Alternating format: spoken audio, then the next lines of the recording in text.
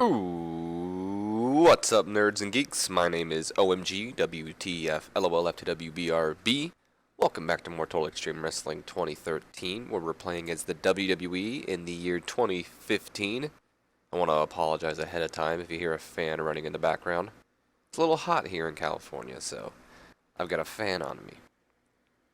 Either way, we're booking NXT here. It's the NXT after the Prince of the Ring, so kind of a cool-down show here. Or is it? I don't know. We'll have to see. Is NXT ever really a cool-down show? I don't know. Moving on, though, let's just go ahead and run this. So we have a total of 3 pre-show matches. In our first match, we have a 48D+. Oh, boy, I'm going to sneeze. Can I mute myself in time?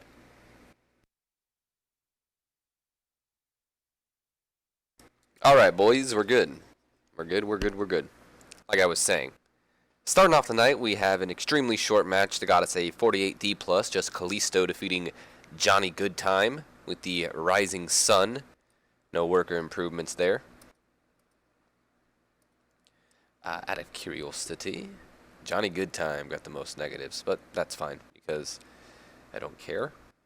Moving on, we have a Brad Maddox pre-show catchphrase. Not really. I wouldn't expect it to be a catchphrase. Just Brad Maddox running off about pretty much how great he is. Yada yada yada. Doesn't do too well, but again, this is the pre-show. Don't care too much. Just kind to I don't necessarily want to say build him up, but do something with him. So we either go to a 32E+ in an awful match that was completely devoid of heat in an awful match. Brad Maddox defeating Caprice Coleman. Not Caprice Coleman, whatever the hell I was about to say. No worker improvements there. What made it so off? So, holding back, inconsistency, low morale, and poor gimmick. Low momentum. Yeah, well, sorry, Brad. I'm working. You didn't really start off in the best of places, if I may say. And then we go on to our main event of the pre-show. It is a 50D+, and about that had solid in-ring action, but not much way in heat.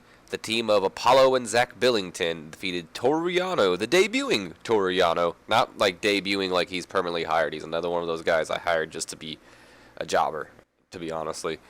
Toru Yano and Solomon Crow when Apollo Crews defeated Yano with the standing shooting star press.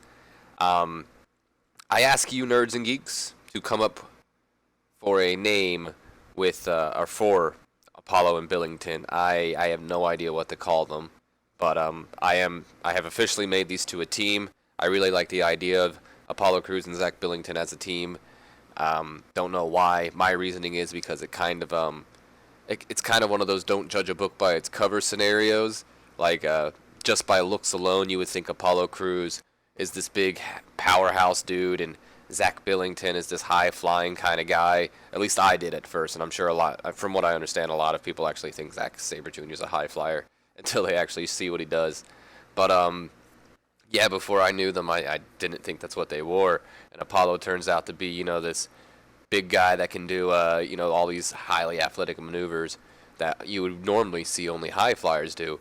And Zach Billington, or excuse me, not Zach Billington, Zack Sabre Jr., he's more of a technical kind of wrestler who will lock you in a submission hold at any moment, despite being so skinny. So, I really feel like this team's kind of one of those, don't judge a book by its cover scenarios, and I like them as a team. I think they're a really cool team. So if you guys could help me think of a name, I'd greatly appreciate it. Don't think of a name for Toru Yano and Solomon Crow. Although I made them a team because I thought, why not have a weird team? They are not a team. Although Toru Yano did get an 80 on his badass gimmick. Not sure how that happened because I don't know if he's necessarily a badass. Let's check this out really quick. Okay, so moving on to the start of the show, we start off with a 70C+. NXT's general manager, William Regal, standing in the middle of the ring at the start of the show. He welcomes everybody to the show, and he begins to hype up the success of the Prince of the Ring tournament and wishes Sami Zayn the best of luck. But during all the fun, I'm afraid we may have lost contact on our next contact? What am I saying? Oh my lord, contact. May have lost focus on our next NXT TakeOver event, which is what I'm out here to discuss. But before we can continue going on, the music of Finn Balor comes out, and Balor with a mic in hand starts saying, Mr. Regal, I'm sorry to interrupt, but before you say anything, I've got to get this off my chest. I know Kevin Owens beat me, but I think I deserve another shot. My horrible Finn Balor accent. Regal then replies, funny you mentioned that, Finn, because so do I, actually. So now, like I was saying, and then Kevin Owens' music interrupts, and he comes out, hold on. What exactly has Finn Balor done to earn a shot at me? I already beat him. So both Kevin Owens and Finn Balor now in the ring. They start arguing back and forth about why Balor doesn't deserve or why he does deserve a championship, before Regal finally snaps and says, that's enough. Quiet, both of you. Kevin, you may have beaten Finn once before, but that still doesn't exclude the fact that Finn has been very impressive and is still more. I gotta bring up my notepad here because I couldn't fit all what I wanted to say. Is still more than deserving of a title shot, which is why he'll be one of your opponents at NXT TakeOver.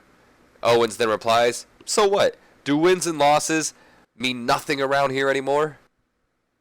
Wait, did you just say one of my opponents? Regal then replies, that's correct. You see, the theme for this NXT TakeOver is a four-way, which is why NXT TakeOver four-way, it'll be you, Kevin Owens, defending the NXT Championship against Finn Balor and the two superstars who went to the finals and the Prince of the Ring tournament, Sir Nicholas Magnus, and the Prince of the Ring himself, Sami Zayn. And to top it all off, Finn, you'll have a chance at your retribution, not redemption, but I guess we can use that, your retribution tonight when you take on Kevin Owens in our main event. Ugh. Not the best William Regal accent either, but it'll get the job done. So while we erase all this, let's just do a quick rundown of what just happened there. So Regal comes out to try to hype up the pay-per-view. Finn interrupts and, trying to pretty much stake his claim to why he still believes he deserves an NXT Championship match. And then Regal drops the bombshell saying, well, you're going to get a shot. And then that leads to Owens coming out, furious that, I beat Balor. Why the hell is he getting a shot? And then Regal drops an even bigger bombshell when he reveals that it's not just going to be Finn Balor. It'll be Magnus and Sami Zayn as well.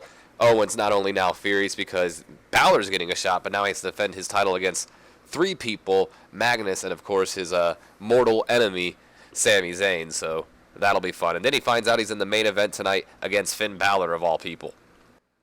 Speaking of Finn Balor, he's learning to show more charisma. That's good. Good for Finn Balor. I'm happy. We then go on to a Hype Bros segment. I had to create this team, by the way, but, whatever. Hype Bros. Yay. We then just go on to a Hype Bros segment who are hyping up their upcoming NXT Tag Team title match against the team of Blake and Murphy. 39D minus. Not the, who cares? It's Hype Bros. Let's complete this turn as well. Too many of my turns have been shocks. I really don't care about Mojo Rawley, so he's now a face, everybody, because for some reason he was a heel. I hate that about this game. So there you go. We then go on to said title match, which does a 43D, and about that had solid in-ring action but non-existent crowd heat. The team of Blake and Murphy defeating the Hype Bros when Blake defeated Mojo Rawley with a submission. Okay. I never knew he did submissions. That's number 5 of that's defense number 5 of their NXT Tag Team titles. Bliss doing some good work at ringside. I remember to call her up. And Murphy was off his game, as was Zack Ryder. Oh, we have a lot of worker improvements, though. Awesome. So Mojo's improving in technical and flying skills. Murphy's improving in Rumble and performance, and Blake is improving in performance. So that's pretty cool. Curiosity, since it's Mojo Rawley's first match we've ever done, I just want to see it, for instance. What was he penalized? Man, Murphy's got a lot. Negative crowd reaction. I'm no good. So Mojo Rawley got a negative crowd reaction as well. Oh, he's got a lot too. Moving on from this, we go on to a 50D plus. Becky Lynch is backstage hyping up her upcoming match against Melissa Marie, saying how Melissa's been, parading around here like she's already owning the place, and that tonight she can't wait to, kick her ass and show her that she's not, pretty much not the top dog or whatever you want to say, which leads to Melissa Marie then coming in and interrupting. and the two having a little bit of back and forth before their upcoming match. So we go on to said... No, we don't. Excuse me. We don't go on to said match. We go on to a 36 D- with Alexa Bliss. I'm stuttering all over my words tonight. Maybe I should slow down. Maybe that's my problem. Either way, Alexa Bliss is backstage. She has, she's with Blake and Murphy. And she simply states, we're getting bored of the tag teams here in NXT, which is why we're issuing an open challenge to any team out there that thinks they're so good because they're on the indie scene. So next week, if any of you want a shot at making your names, then well, I didn't say this, but I'm vetoing it. Screw what this says. If any of you want a shot at making your names, then Blake and Murphy are more than happy to shut you down. Something like that. I had something better in my head, and then I got distracted by deleting it. Now I completely forgot what I was going to say. Maybe I was going to say, like, erasing them. I'm thinking too much. Pretty much that's Alexa Bliss stating that the NXT Tag Team Champions, they're tired of the teams in NXT. They've beaten everyone, they think.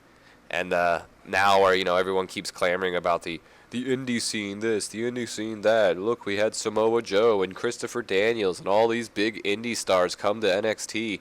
And now they're saying, well, if any if any indie tag teams want to try to make their names off of us, we dare you. We issue you open challenge next week. Here's your chance. So then we go on to that said women's, not divas, because NXT we call them women, women's match, which gets a 61C. Can't complain about that, especially when it's a women's match. Thank you, Melissa Marie and Becky Lynch. And the match had some good action, but not much weight in heat. Marie defeating Becky Lynch with the Kudo driver. She's also improving in performance. Good for you, Melissa. And then, hold on, I'm trying to make it more of a habit to check this here. Although I kind of just scroll through it like, okay. I skip all the good stuff. So we then go on, or coming back from commercial break, I guess, whatever you want to call it, to Sir Nicholas Magnus coming down to do color commentary for the next matchup, which is our main event. So Magnus just getting a 61 for coming out. That's pretty cool. So we go on to the main event, which does a 72 B-, and about that featured great action and a good crowd. Finn Balor defeating Kevin Owens by pinfall with a flying double stomp after a botched interference from Sir Nicholas Magnus. So I'd imagine, I don't know exactly how I would set it up, to be honest, but at one point, maybe, I don't know. Magnus is trying to get Balor off the ropes or something, and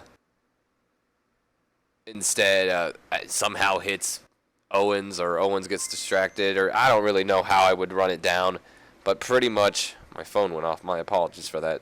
Pretty much, a distraction from Magnus allows Finn Balor to pick up the victory over Kevin Owens. Owens was really off his game, unfortunately, but I guess, having good chemistry lifted it, but come on, Owens.